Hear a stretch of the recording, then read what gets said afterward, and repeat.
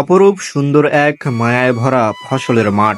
আর এই মাঠের বুক চিরে ছুটে চলেছে আঁকাবাঁকা এক পিচ ঢালা পথ। গ্রামীণ শোভা জাগানো এমন একটি সুন্দর রাস্তা দেখে সত্যি মনটা ভালো হয়ে গেল। মানুষ সুন্দরের পূজারী, ঠিক সেই জায়গা থেকে আপনি কিংবা আমিও। তবে সেই জায়গাগুলো কিংবা মুহূর্তগুলো যদি হয় গ্রামীণ, তাহলে তো তার সুন্দরের থেকে সত্যিকার অর্থে অমায়িক।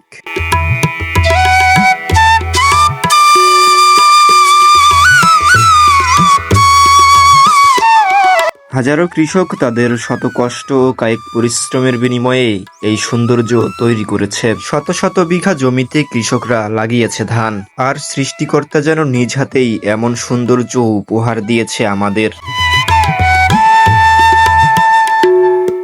রাস্তা ও ফসলের মাঠের পাশে বিশাল আকারের একটি পুকুর। এই পুকুরের অবস্থান যে জায়গা জুড়ে, এখানকার মানুষজন এই জায়গাটিকে হাঁসডাঙ্গা নামে চিনে থাকে। পার্বতীপুর সৈয়দপুর হাইওয়ের পাশেই এই পুকুরের অবস্থান। আগে এই পুকুরের চারপাশে অনেক বড় বড় পার বাঁধা ছিল, যেগুলো দেখতে কিছুটা পাহাড়ের মতো ছিল। তবে বর্তমানে সেই চিত্র আর চোখে পড়ে না। চারপাশের সব বড় বড় পারগুলো কেটে মাটি নিয়ে যাওয়া হয়েছে পাশের ইটভাটায়। ইট তৈরির মূল উপাদান যখন মাটি, তখন ইটভাটায় মাটির চাহিদা মেটাতে গিয়ে কেটে ফেলা হয়েছে পুকুরের সমস্ত পার। বিলীন হয়ে গেছে সব অতীতের সৌন্দর্য।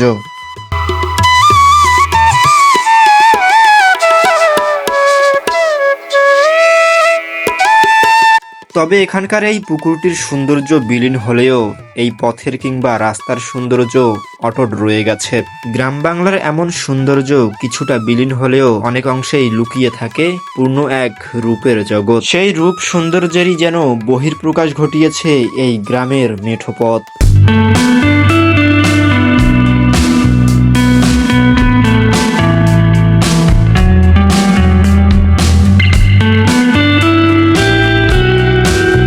এই পথ যদি না শেষ হয় তবে কেমন হতো তুমি বলো তো।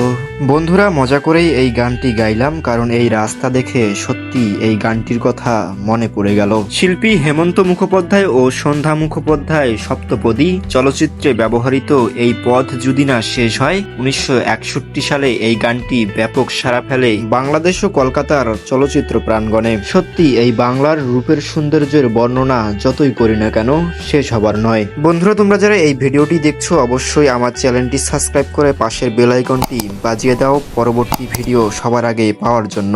ফেসবুকে দেখে থাকলে অবশ্যই লাইক, কমেন্ট ও পেজটি ফলো করে রাখুন। সবার প্রতি শ্রদ্ধা ও ভালোবাসা রেখে আজকের এই ভিডিওটি এখানে শেষ করছি। ধন্যবাদ সবাইকে।